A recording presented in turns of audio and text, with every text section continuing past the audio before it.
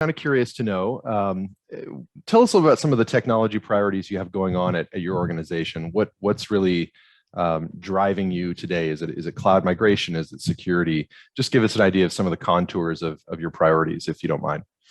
Actually, both. I'll say number one is cloud migration. Mhm. We're trying to migrate to the cloud within the next, I'll say, probably 3 years. 3 years. Okay. The other one is security, actually, because we just actually, one of the SaaS applications that we use got hit by ransomware. So security is really high on everybody's radar right now. Okay.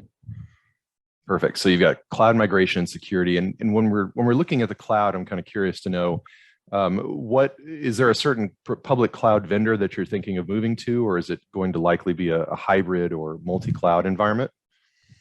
It's possible to be a multi-cloud environment. I think AWS and Azure are probably the front runners at this point. Biggest priorities for organizations overall tends to be cybersecurity, which maybe is no surprise and very fresh on your mind, it sounds, as well as collaboration and productivity tools, which is probably a fallout from working remote, cloud migration, and then analytics and data warehousing and networking.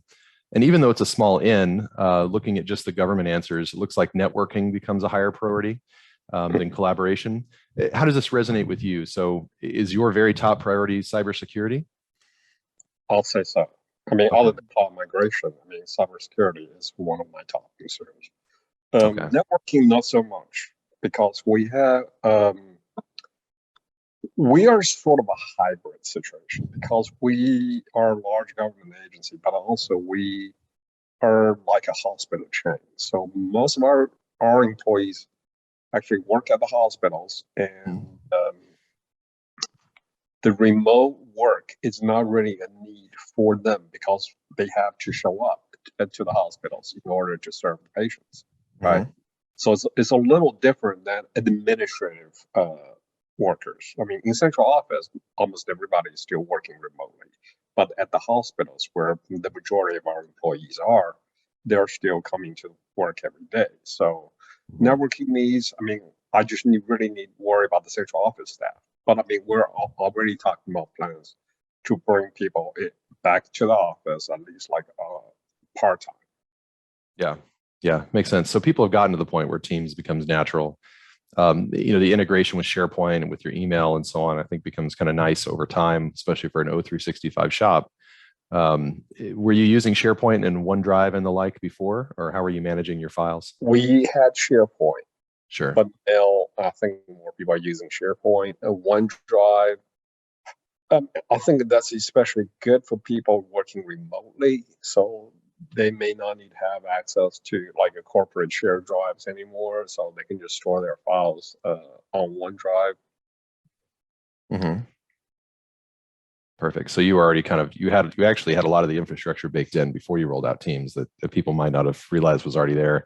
Certainly makes it easier to transition for sure. But there are a lot of quirks about these tools that people get comfortable with. We track, also a productivity apps segment, which is a little bit different. We have Microsoft Office in there and some Atlassian tools, DocuSign and Adobe Sign, and some of these signature gathering tools are all kind of in this bucket. Use Adobe Sign. Okay.